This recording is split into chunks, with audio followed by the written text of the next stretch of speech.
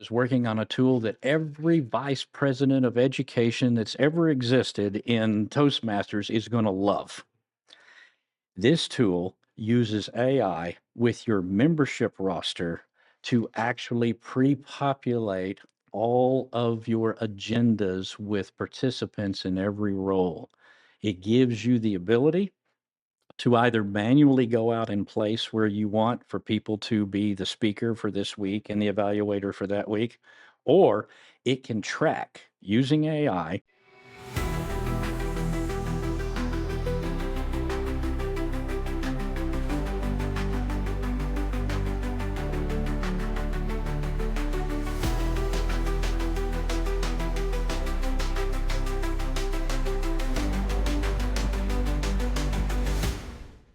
Welcome to D50 After Dark. I'm your host, Mickey Bennett, and in today's episode, we will be having another conversation with David Haney, and we're going to be talking about what everybody's been talking about for the past year, AI, specifically AI tools for Toastmasters. If you're looking for a new way to make your Toastmasters experience high-tech, listen and stay tuned to this episode. Today's episode is brought to you by Nunu Buffet in Addison, Texas. Nunu Buffet is a Chinese buffet on Beltline Road in Addison, and this place is huge. They have plenty of seating, so you'll never be waiting in line, and they're constantly replacing the food, so it's always hot and fresh. And I'm reliably told that the sesame chicken is particularly delicious. So next time you're craving Chinese food, come down to Nunu Buffet in Addison, Texas, and enjoy a meal. All right, welcome back to D50 After Dark. I'm your host, Mickey Bennett, and we have David Haney. Welcome back to the show, David. Thank you for having me back. Now, as a semi-retired IT guy, you know a lot about technology, including artificial intelligence or AI. I know this much. You know that much. Okay, there's a lot to know about it, and nobody can know it all. But you've had some experience, and there are opportunities for Toastmasters to use artificial intelligence in their Toastmasters journey. Absolutely. Treat AI like a tool. That's what it is. It's not here to replace human beings. Anyone that uses it for that purpose is going to be disappointed with the results. AI is a tool, and tools make humans better. They make their work better. They make their work more efficient. And if you go at it with that mindset and you use AI that way, AI can be a wonderful tool for helping you in your Toastmasters journey. Very cool. Now, I've dabbled with using AI to help with speech writing. I throw in some ideas, see what the LLM, the large language model like ChatGPT or Grok or Gemini, what they do with my bullet point list of ideas, right? So that's something probably a lot of us have tried out.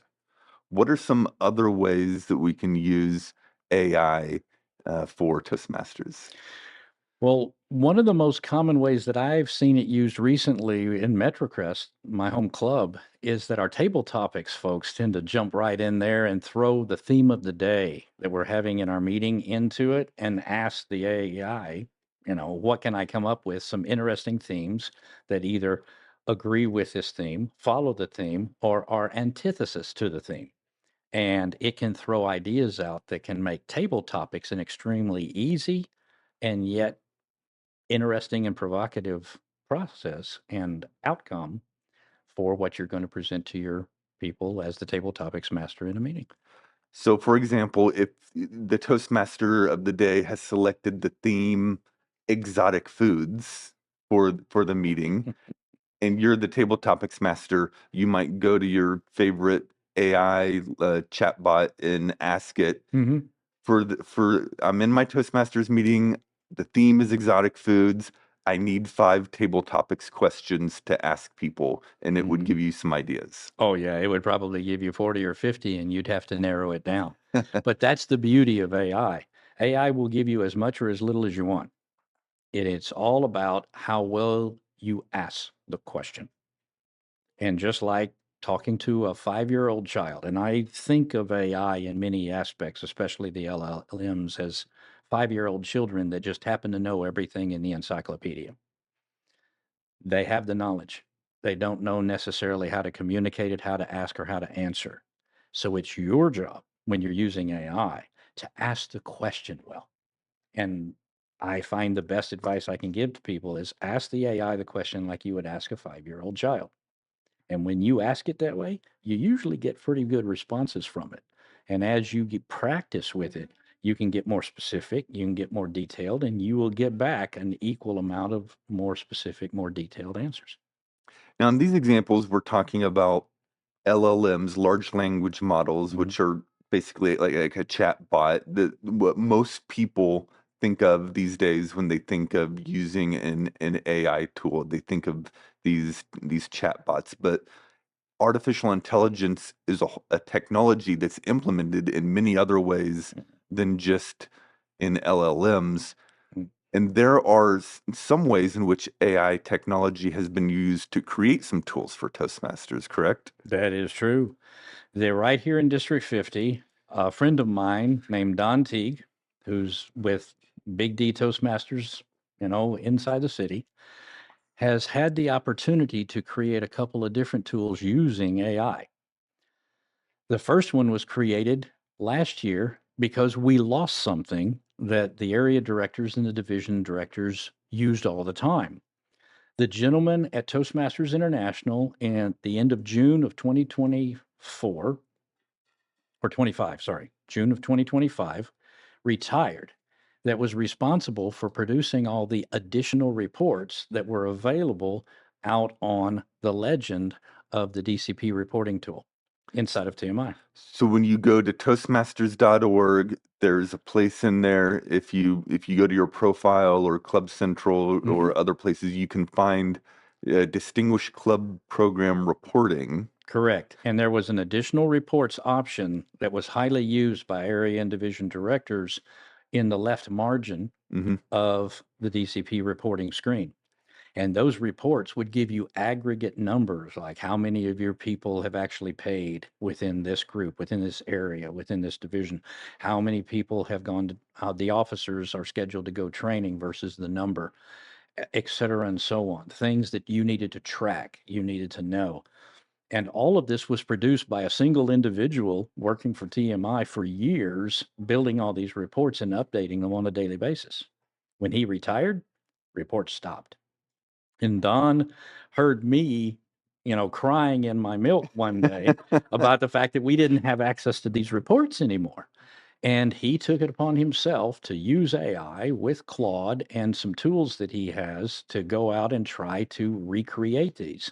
He actually found the opportunity to talk to the individual who used to make those reports for TMI, learned what he could from that individual, got the connections.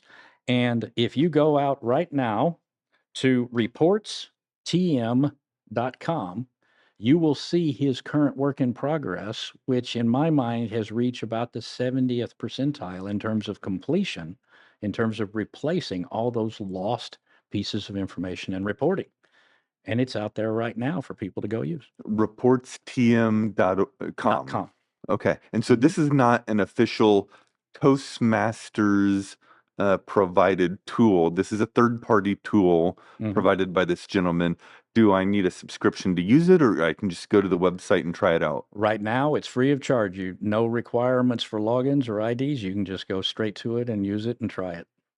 Very cool. And Mhm. and you say it's at least 70% done, which compared to not having these reports at all Big is plus. is a big plus. Mhm. So And reporttm.com. it's not just District 50. He has had it set it up so that every district in the entire world can get their information from that source. Very cool. Very Yeah. cool. So particularly area directors and division directors and Even senior trios. senior three people like Mhm. program quality director could really benefit from having access to these tools. Absolutely. And he's been working on this now. I said I the conversation that triggered this where I was crying in my milk was probably about 7 months ago. And he's created all of this using AI to this point of completion.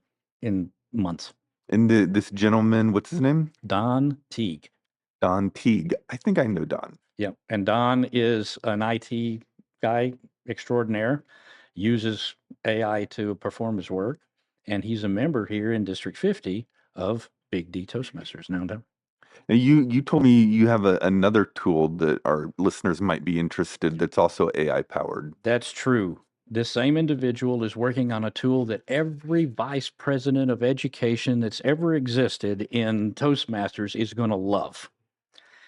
This tool uses AI with your membership roster to actually pre-populate all of your agendas with participants in every role.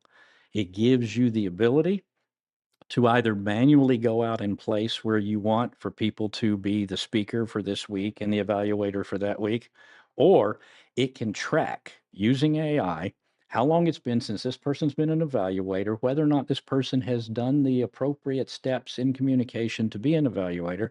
And once they're eligible, based on the amount of time and the amount of participation level that they have in the process, where do they fit in terms of their next evaluation? And take that person and plug them in automatically for you instead of you having to do all of that manually. And every VP of Ed out there has to do this in one form or other in terms of building agendas and making sure people get their speaking in, their evaluations, et cetera, and progress in their plans.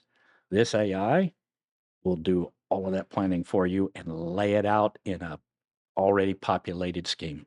What's this tool called? This tool that he's working on right now is called theclubschedule.com, all one word, theclubschedule.com. Now, Right. this tool actually has cost a little bit of money for him to build and produce.